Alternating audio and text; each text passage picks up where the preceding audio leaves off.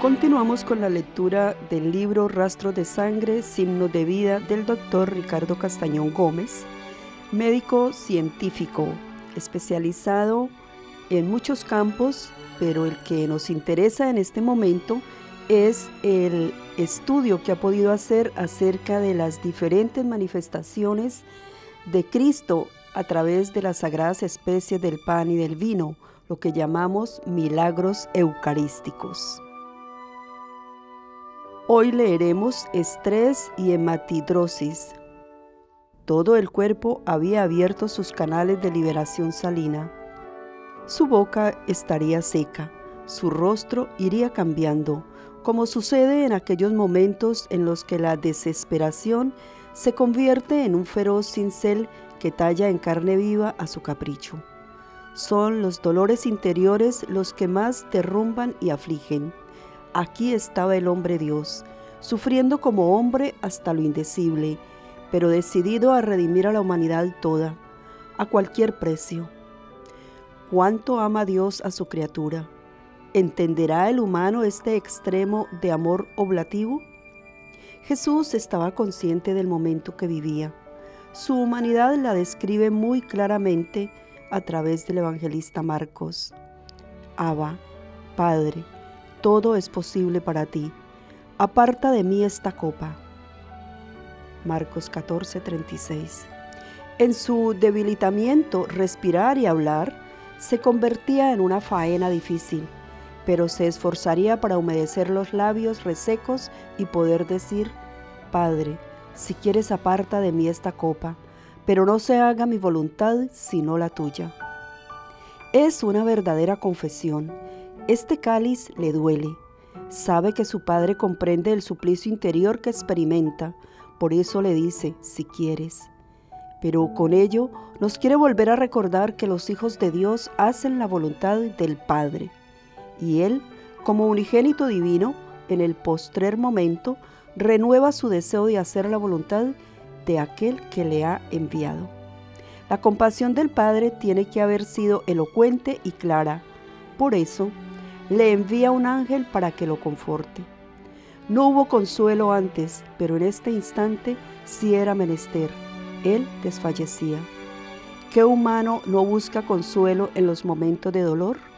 ¿Acaso el hombre Dios, experto en amor y caridad, no conocía que cuando uno más sufre es cuando más necesita de amor y comprensión? ¿Por qué tanta sorpresa ante un hombre Dios que se aflige? ¿Acaso el mismo Dios, por ser Dios, no merece ternura alguna? Y el consuelo llegó en el momento oportuno, cuando la resistencia física rompió los umbrales de tolerancia y se declaró un estado de agonía. Escribe Lucas, y sumido en agonía, insistía más en su oración. Tendría muchas razones para acentuar su oración, pero también llegó a considerar que psicológicamente iba percibiendo aquel deterioro que lo llevaba a convulsionar. Era consciente del enorme estrés que vivía y de la revolución que experimentaba su sistema nervioso simpático. Aumento de la frecuencia cardíaca, incremento de la presión arterial y de la secreción sudorípera, dilatación pupilar. El tono de sus músculos esqueléticos aumentaba, al igual que las hormonas catabólicas como la adrenalina, noradrenalina, cortisol, tiroxina, aldosterona, etc. No sorprenda entonces que en un organismo hiperactivo se incrementen las respuestas emocionales hasta romper la barrera física, creando aquel instante que describe el evangelista médico San Lucas. Su sudor se hizo como gotas espesas de sangre que caían en tierra. He visto pacientes paralizados por el terror, incapaces de moverse, incapaces de articular una palabra durante días a causa de una experiencia traumatizante. El impacto psicológico de una experiencia interior de contenido emocional puede romper la homeostasis, el equilibrio orgánico. Buena parte de las enfermedades físicas que se tratan en los recintos médicos tienen causas emocionales intensas. ¿Qué pasó con Jesús durante esos instantes de sufrimiento intenso? ¿Por qué transpiró sangre? Sufrimientos intensos, estresores inevitables van vulnerando la resistencia de un organismo, creando la habilidad. Durante la guerra de los Balcanes, yo dirigía una clínica psicosomática en Alemania. Los estragos psicofísicos de esa guerra los conocí de una manera próxima. Una de las experiencias que más me impactó es la siguiente. A causa de las racias étnicas en las que se violaba a toda mujer para dejar el germen de la propia raza, se asesinaban muchos hombres. En una oportunidad, decidieron decapitar a varios centenares de niños. Algo horroroso iba ocurriendo a medida que los niños veían cómo se decapitaban decenas y decenas de sus coetáneos. Los cabellos de aquellos que esperaban angustiados su turno se iban blanqueando instantáneamente. Sí, esta era también una dramática prueba de aquello que se denomina impacto psicosomático y de aquello que hace el odio entre los hombres. Ciertas experiencias vividas de manera sumamente intensa, por ejemplo la de una madre que ve morir a su hijo en brazos, puede crear cuadros psicológicos sumamente extraños como sudor de sangre. Este fenómeno se denomina hematidrosis. Un estímulo intenso percibido por las amígdalas como una amenaza puede generar tal respuesta de miedo que el organismo rompe en alguna forma su nivel de tolerancia. Muy probablemente la experiencia vivida por Jesús está relacionada a una sobreactividad del sistema nervioso simpático que estimuló en exceso la secreción sudorípara, algo típico en momentos de estrés. Los vasos capilares subcutáneos sometidos a estrés y tensión se dilatan en forma tan notable que al ponerse en contacto con las glándulas sudoríparas estallan. Por ello, la sangre proveniente de los capilares desintegrados emerge a través de los poros dilatados de la piel junto al sudor. Es por esta razón que Lucas observó las gotas calificándolas como espesas. Clínicamente, este cuadro subraya un sufrimiento espantoso. Estoy seguro de que son muy pocos los expertos en psicosomática que han registrado casos similares. El infarto del miocardio, que lleva a muerte en muchos casos, es un resultado de la tensión y no se puede descartar que en este momento Jesús hubiera sufrido una lesión al corazón. Esto lo pongo de manifiesto en virtud de aquella investigación que presentaré en capítulos siguientes, cuando hable de la hostia consagrada que sangró en Buenos Aires y que tuve el privilegio de investigar durante 6 años.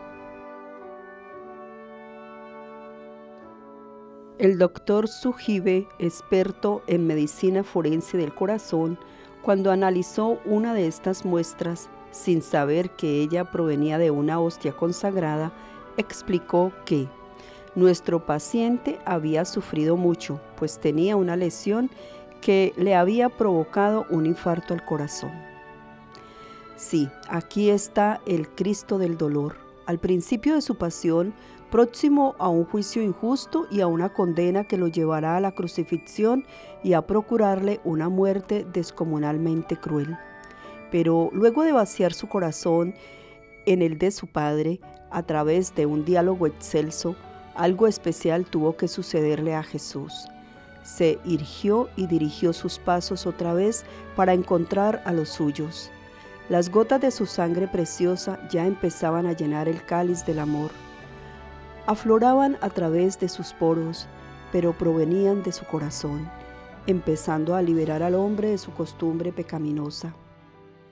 No daría su vida solo por los suyos, estaba dispuesto a padecer también por aquellos que no lo amaban ni lo reconocían.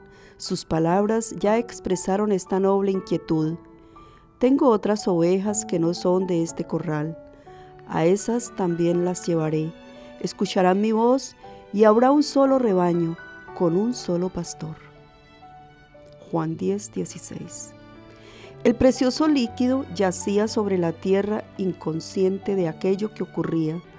pero en la opacidad de su superficie, las gotas parecían brillar hasta resplandecer, iluminando la noche, y era fácil entender el porqué.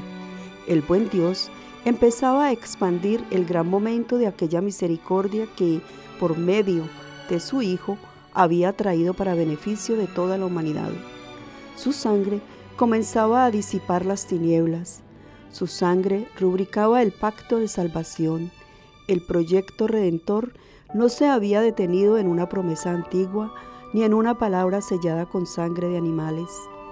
Escribe Lucas: levantándose de la oración, vino donde los discípulos y los encontró dormidos por la tristeza. En San Marcos hay una expresión que dirige a Pedro, pero que ciertamente toca a cada individuo poco consciente de lo que Cristo hacía en esos momentos por toda la humanidad. Simón, ¿duermes? ¿Ni una hora has podido velar conmigo? ¿Qué rostro habrán contemplado sus apóstoles predilectos? Ciertamente no podía estar erguido, oprimido como se sentía. Había transpirado sangre, tenía que haber empalidecido. Sus cabellos desordenados estarían pegados, absorbidos por la sangre y sudor, su barba ensangrentada y sus labios secos, su voz casi ahogada y sus rodillas trémulas. Luego regresó a la caverna que exhibía los pecados de la humanidad, pero tendrían que haberle ayudado a caminar vacilante como estaba. Oró y sufrió nuevamente. Volvió donde los 3 apóstoles y los encontró nuevamente dormidos, pero ellos no sabían ya qué responderle. Los mismos que dormían lo habían acompañado también durante la sublime experiencia de la transfiguración. Fueron tan conscientes de esa maravilla que querrían hacer unas tiendas, pues compartir los portentos de Dios junto a Elías y Moisés motivaba más. Pero el Cristo que observaban ahora más bien preocupaba y asustaba. Lo habían dejado todo por él. Viéndolo así, ¿qué seguridad representaba? Sucumbían a la tentación de arrepentirse por haber seguido su camino. Por eso les había recomendado que oraran para no caer en tentación. Esa noche borrosa provocaba a la carne. Quería levantarse triunfalmente, desafiando las debilidades humanas. ¿Cuántas veces no hemos dormido plácidamente mientras personas cercanas a nosotros sufrían? ¿Comprendían los apóstoles predilectos la intensidad del sufrimiento de Jesús? Tenían que sentirse avergonzados de no acompañarle en la vigilia y en la oración, como se los había pedido. Pero Cristo los conocía muy bien. Comprendía que estos pescadores todavía eran vulnerables. A pesar de su drama interior y de su frustración, como alma generosa que era, quiso consolarlos recordándoles que el espíritu estaba siempre pronto, pero que la carne era débil. Para su tercer retorno, la voluntad del Padre era una con la del Hijo. Ahora ya pueden dormir y descansar. Basta ya, llegó la hora. Miren que el Hijo del Hombre va a ser entregado en manos de los pecadores. Levántense, vamos. Miren, el que me va a entregar está cerca. La crisis ha pasado, la tensión también. Su abandono a la voluntad del Padre lo ha sublimado. Es el hombre en pie, el Dios dispuesto a sufrir y a perdonar solo por amor. Se sobreponía ahora el espíritu sobre la carne, la voluntad de Dios sobre la voluntad del hombre. Parece escucharse: vengan, estoy listo, para esto vine. Imagino la voz segura, la mirada fija en el objetivo, el corazón latiendo al compás del corazón del Padre. Ya nada le detendría hasta el final. A pesar del sufrimiento experimentado, estaba listo para dar lo mejor que existe en el universo. Asimismo, su muerte liberaría a los cautivos. Divisó entonces el futuro de su iglesia naciente, el triunfo de sus bienaventurados, la evangelización de las naciones, todo unido a sus méritos. La tierra abriría entre sus redaños ricos manantiales de santificación y redención. Sus venas pulsaban con fuerza junto a las venas del mundo, anunciando su próxima victoria sobre el pecado y sobre la muerte, pues Él resucitaría. Su sangre pura de hombre Dios regaba los surcos que pronto empezarían a dar frutos de salvación en la novedosa primavera que se iba anunciando. Había llegado la hora del amor. Dios amaba tanto a la humanidad como nadie más podría amarla. Oremos. Preciosa sangre en el eucarístico corazón de Jesús, yo te adoro y te ofrezco en homenaje mi alabanza y amor. En el Calvario, tú vertiste el precio de mi redención. En el altar, tú que eres mi vida y la fuente de todas las gracias que jamás se ha conocido. Sangre divina, yo te doy gracias. Tú eres el grandísimo regalo de Dios al hombre, la prueba y promesa de amor eterno. Oh sangre salvadora tan a menudo desconocida, despreciada y olvidada, yo me obligo a ofrecerte reparación durante toda mi vida, por mediación del Inmaculado Corazón de María, mi Madre. Yo deseo consagrarte todos los días de mi vida a tu amor y adoración. Yo pongo mi casa en forma especial bajo tu poderosa protección. Que tu bendición siempre descanse sobre mi familia y sobre todos quienes son queridos por mí. Cuando las tormentas de la vida se aglomeren cerca de mí, cuando pruebas y tentaciones me opriman fuertemente, sé tú mi refugio y mi fuerza. Bendecidos por ti, mis gozos serán más dulces, y cada tristeza que yo tenga, tú la suavizarás. Sobre todo, a la hora de la muerte, oh preciosa sangre, sé tú mi paz y mi esperanza. Que tu insignia sea mi pasaporte a las eternas moradas delante del trono de la justicia de Dios, abriéndome las puertas de la ciudad inmortal, donde por siempre te amaré y gozaré en ti. Amén.